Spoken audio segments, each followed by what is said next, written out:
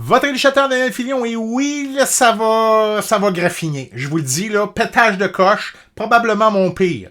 Parce que là, je suis tanné. C'est pas la première fois que je pète ma coche là-dessus. Vous voyez, je suis beaucoup plus agité que d'habitude. Parce que là, j'ai besoin de shaker le Québec un petit peu. Dans les médias, actuellement, et depuis 2-3 semaines, on parle beaucoup des vétérinaires. Que ce soit à cause de l'interdiction du dégriffage, ou là, cette semaine, c'est soi-disant les coûts exorbitants des soins de santé vétérinaires actuellement. Et là, gang, ça va faire, là. OK? Je vois beaucoup de vétérinaires qui vont dans les médias tenter de tempérer les choses, mais comme ils sont partie prenante, ils peuvent pas dire certaines affaires parce qu'ils savent qu'ils vont se faire planter. Moi, je vais vous montrer. Je suis pas vétérinaire, là. Là, je sais, il y a des gens qui vont dire, mais t'es peut-être pas vétérinaire, Daniel, mais c'est tes clients. Oui, vous avez raison, mais moi, je vais vous exposer ce que je vois à l'arrière-plan, puis ça sera à vous d'avoir votre propre opinion en fonction de ce que moi, je vous expose. OK? Parce que je suis là, à chaque semaine, je suis dans une clinique vétérinaire, que ce soit en ma qualité d'éducateur ou en ma qualité de conseiller en gestion, parce que les gens ne le savent pas, mais mon métier avant, c'était ça, de conseiller en gestion. Et on a une compagnie qui s'appelle Animal Management où on va aider les cliniques vétérinaires sur différents aspects de la gestion. Donc, je vois les deux côtés. Je vois le côté business et le côté service à la clientèle comme ça. Et là, les affaires que j'entends, le gang, là, ça n'a absolument aucun bon sens. Des gens qui se retrouvent devant le vétérinaire et disent « Ben c'est ça, vous allez laisser mon animal mourir pour une question d'argent. » Ou « Ben non, ben c'est ça, vous profitez de ma vulnérabilité émotionnelle pour me changer de gros prix. Ben une balle dentaire, ça coûterait bien cher. » OK, là, gang, là, je vais dire quelque chose, je sais ça va fâcher du monde. Là. Il y a des gens qui me trouveront pas drôle. Là. OK? Mais si vous n'avez pas l'argent pour prendre soin de votre animal, ne remettez pas cette faute-là sur le vétérinaire. C'est vous qui avez mal budgété vos affaires.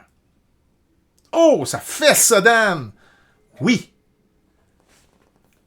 Est-ce que vous avez bien budgété la santé de votre animal? Quand vous achetez un char, là, vous avez le choix entre la Mercedes et la Lada. Vous allez acheter quoi? Vous allez acheter en fonction des budgets. Vous allez regarder le coût du véhicule, vous allez regarder le coût d'entretien, le coût de l'essence, le coût des assurances, right? Puis vous allez prendre des décisions en fonction de votre budget. Qui fait ça pour les animaux?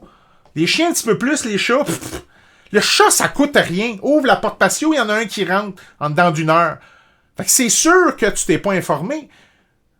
On avait fait une petite enquête chez Duchatel, un petit sondage, et les gens sous-estimaient de 3 fois le coût des soins de santé vétérinaires.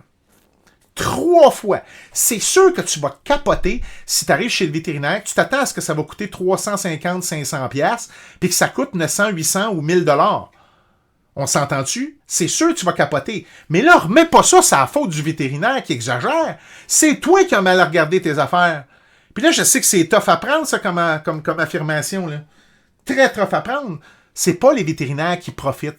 C'est des gens qui n'ont pas conscience de ce que ça coûte. Puis là, c'est pas juste les soins vétérinaires, là, c'est santé, litière, l'enrichissement de milieu, des choses comme ça.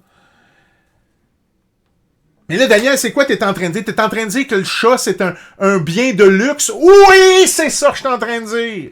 Hein, Daniel, comment t'oses dire ça? Toi, l'éducateur qui aime tant les chats, oui, c'est un produit de luxe, gang. Vous n'en avez pas besoin pour vivre. Ouais, je me crois même pas quand je dis ça. Je sais que c'est dur à croire, là, mais c'est un fait. OK? Si vous n'avez pas les moyens d'avoir une voiture, qu'est-ce que vous faites? Vous prenez le transport en commun. Ben, si vous n'avez pas les moyens d'avoir un chat, il y a 2 solutions. Ou ben non, vous allez dans des cafés chats, comme le café chaleureux, puis vous assouvez, vous allez chez des amis qui ont des chats pour assouvir votre besoin d'avoir des chats autour de vous. Ou ben non, vous prenez des assurances. Et les assurances, bon, c'est sûr que là, actuellement, il y a une inflation. Les coûts vétérinaires ont augmenté, c'est tout à fait vrai. Mais c'est à cause, en grande partie, de l'inflation. Si vous êtes en maudit que votre pomme de salade coûte si cher, vous surprenez-vous pas que ça l'a aussi augmenté chez les animaux. Il y a aussi l'affaire que les vétérinaires prennent un petit peu ils ont pris du retard et là, ils sont en train de revenir. Parce que oui, là, je sais, c'est une autre affaire, vous allez capoter votre vie. Là, je sais, je vais en perdre la moitié. Là. C'est pas assez cher, les frais vétérinaires au Québec. Tout aussi simple que ça. Parce que je vois beaucoup plus des vétérinaires qui ne cherchent pas assez cher et qui ne sont pas capables de payer tout ce qu'ils ont alentour. Parce que, tu sais, quand vous allez chez un médecin humain, là, OK? Vous rencontrez votre médecin humain dans son petit bureau de 12 par 12 avec son ordinateur et sa secrétaire on the side, c'est tout ce qu'il a à payer. Quand il fait faire des tests, il vous envoie à différents endroits. Vétérinaire ne peut pas faire ça. Vétérinaire, il faut tout qu'il aille à l'interne. Il y a un mini-hôpital à gérer avec les coûts inférents, avec toutes les machines, il y en a de la machine, là. Coûte cher, ces machines-là. Plus le coût de la bâtisse, plus tout le coût de son staff, des TSA, des vets, de la secrétaire, la comptabilité, de l'administration. Tout ça, il doit payer ça. Alors qu'il est payé 5 à 10 fois moins cher que votre médecin qu'il va rencontrer dans son petit bureau de 12 par 12. C'est ça, la réalité d'un vétérinaire. Les TSA, pendant longtemps, ils ont été... C'était ridicule. Les TSA, c'est les techniciens de la santé animale, les infirmières. Leur salaire était ridicule. Là, depuis la pandémie, c'était vraiment ridicule. Là. C'était proche du salaire minimum. Là. Puis le plus que tu pouvais espérer gagner dans ta vie, c'était peut-être 25-27 piastres de l'heure. Là, ça s'est amélioré un petit peu. Les choses commencent à se replacer. Justement parce que les cliniques vétérinaires ont commencé à charger un prix qui est plus raisonnable. Comme ça. En ayant des assurances, gang... Là, je sais, il y a des vétérinaires qui vont dire, Daniel, il faut que tu fasses attention parce que les assurances, ça peut peut-être amener des problèmes plus tard. Oui, je le sais, mais actuellement, le patient saigne. Faisons un garrot. Essayons de ne pas le garder là trop longtemps pour ne pas avoir à amputer. Là. Mais là, le patient saigne. Et s'il y a une chose qu'on peut reprocher aux vétérinaires, une chose, c'est surtout les associations vétérinaires. Là, c'est le gars de marketing, le gars de gestion qui parle, là. C'est de sensibiliser les propriétaires d'animaux à ce que ça coûte vraiment d'avoir un animal de compagnie.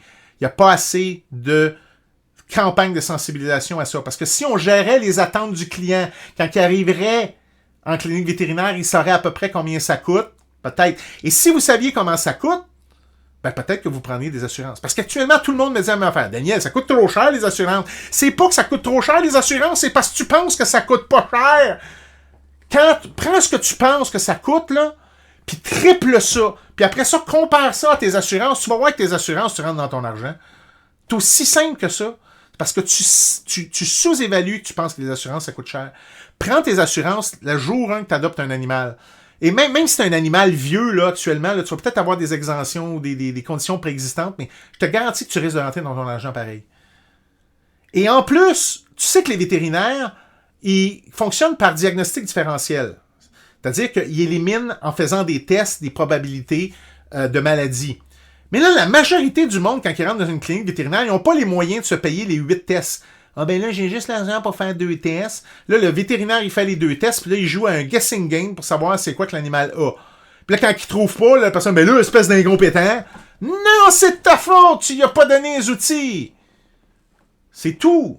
Ça m'enrage. Je suis tanné de cette maudite perception-là. Les vétérinaires, j'ai jamais vu de vétérinaires profiter du monde.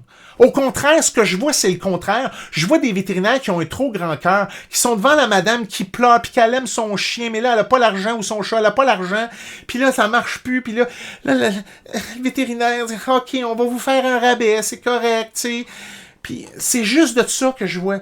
Puis à cause de ça, ils offrent tout le temps des rabais, ils sont pas capables de payer leur staff, puis ils sont pas capables... Et malgré tout, ça, c'est fâchant, là. Quand on t'accuse de quelque chose, puis que tu sais que toi, c'est le contraire que tu fais, ça, c'est vraiment fâchant. Et vous saviez que les vétérinaires, c'est un des métiers où il y a le plus haut taux de suicide. Pourquoi? À cause de ça. On appelle ça l'épuisement par compassion. À tous les jours, ils sont obligés de gérer de l'argent en fonction de la vie d'un être vivant. Hey, c'est tough! Puis en plus, ils se font insulter, puis en plus, ils se font dire, tu profites de moi, puis...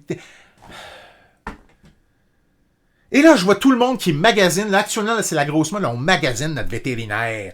On va trouver le moins bon prix, le meilleur prix, je veux dire. Ne magasinez pas un prix, gang. Magasinez un vétérinaire. Quelqu'un avec qui vous allez pouvoir parler. Au lieu de les envoyer promener et dire qu'ils profitent de vous, asseyez-vous et dites, écoutez, ça, c'est ma situation financière. Peut-être avec un petit mea culpa que j'ai mal planifié mes affaires. Au lieu d'engueuler le vétérinaire que c'est de sa faute. Puis dire, voici ce que je peux faire. Et vous allez voir que les vétérinaires sont parlables. Les vétérinaires, ils ont plusieurs plans. Le A, OK, on peut pas le faire. B, on peut pas le faire. Peut-être que C, on peut le faire. D. Mais là, c'est sûr que si vous y allez vers le plan F puis que vous réglez pas le problème de votre animal, commencez pas à remettre ça sur la faute du vétérinaire. Là. C'est vous qui n'avez pas donné les outils nécessaires. Je ne connais pas de vétérinaire qui profite d'une situation comme celle-là. Ne magasinez pas un prix, magasinez une relation avec un vétérinaire de confiance. Et vous allez voir que ça va mieux aller. Si vous n'avez pas l'argent... Là, je sais, il y a des gens qui vont dire, Daniel, les assurances, c'est trop cher. Moi, je suis un propriétaire responsable. J'ai mis de l'argent de côté.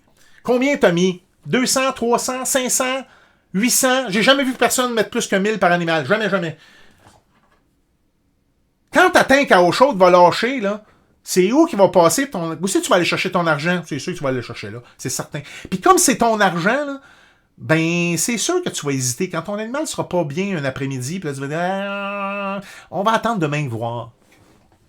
Si tu as des assurances, go, on y va. Fais tous les tests que tu veux, les assurances vont payer, on va trouver vite c'est quoi qu'il y a, mon animal va moins souffrir, ça va me coûter moins cher. C'est ça, les assurances vont pouvoir faire ça. Puis vous ne serez jamais confronté à la décision de dire, c'est-tu la fin de mon animal ou la fin du mois? Parce que oui, ça peut monter rapidement. Si tu as juste mis 1000 piastres de côté, puis que tu arrives au bout de ton 1000, tout cet argent-là que tu as mis, si tu l'avais divisé en des petits paiements pour tes assurances, tu n'aurais pas à te poser cette question-là. Tu l'as l'argent pour pouvoir la mettre de côté, ben mets-la dans des assurances. Comme ça, si jamais tu montes à 10, 15, 20 000, parce que oui, ça peut arriver, puis c'est pas rare, là. Magasiner une relation. Alors, je suis désolé, il y en a qui vont vraiment être fâchés, il y en a qui vont vraiment là, me détester, parce que réalisez que si je suis en train de dire que c'est vous qui avez mal planifié, je sais qu'il y en a qui ont probablement pris des décisions financières face à la vie de leur animal, qui ont fait euthanasier leur animal à cause de ça, qu'ils aimaient beaucoup. Et là, je suis en train de leur pitcher en pleine face que c'est peut-être parce que tu as mal planifié, puis c'est peut-être un petit peu de ta faute. Ils vont maïr ce monde-là. Ils vont se désabonner de la page d'éducateurs. Mais peut-être que je vais avoir sensibilisé une couple de personnes à planifier, à avoir des assurances et avoir des animaux qui ne souffriront pas à cause de ça. Puis c'est ça qui est le but de mon message aujourd'hui. De vous remettre en question. Si vous réagissez fortement émotionnellement là, à ce que je suis en train de vous dire, là, arrêtez-vous là, puis dites pourquoi je réagis tant que ça? Pourquoi je suis tellement pas d'accord avec Daniel actuellement? Là? Posez-vous la question. Parce qu'au Québec, il va falloir que les choses changent si on veut aider les vétérinaires, si on veut aider cette profession-là, parce que s'il n'y en a plus de vétérinaires, là, puis c'est le cas actuellement, là, il y a un gros manque de vétérinaires, c'est pour ça que vous avez de la misère à trouver des vétérinaires. C'est parce qu'on n'aide pas les vétérinaires actuellement avec des campagnes comme ça, puis des affaires qu'on voit dans les médias actuellement. J'espère que vous êtes encore là, j'espère que vous n'êtes pas déjà désabonnés. J'espère avoir entamé une réflexion, j'espère que vous allez partager ça, mais que vous soyez d'accord ou pas d'accord, partagez ça pour qu'on fasse une petite réflexion commune ici au Québec. Bye gang.